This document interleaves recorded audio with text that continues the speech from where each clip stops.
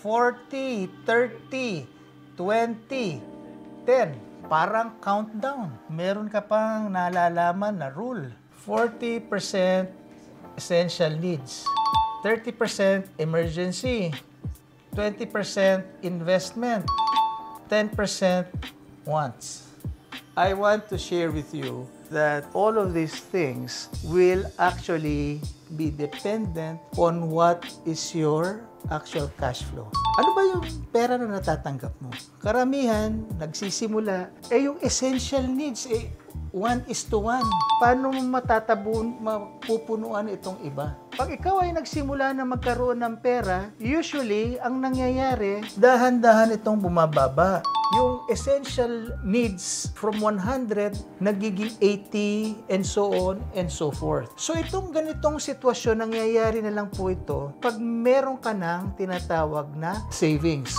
Bakit kamo? Ay 50% na po ang pera na naitatabi ninyo. Meron kang 30% for emergency, 20% for investment. So that means, yung 10% na wants mo, nabibigyan mo pa rin ng buhay.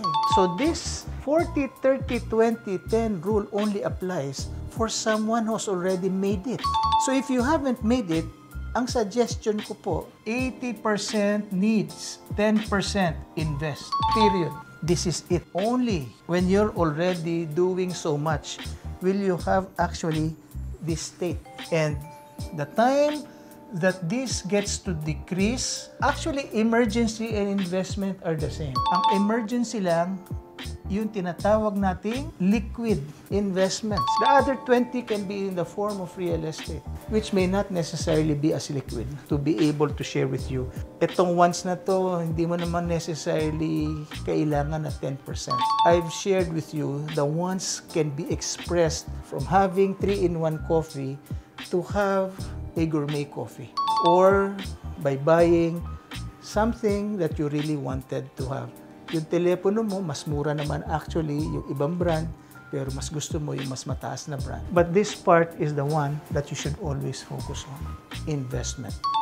So whoever thought of this 40, 30, 20 rule may probably be in a different state of financial shape.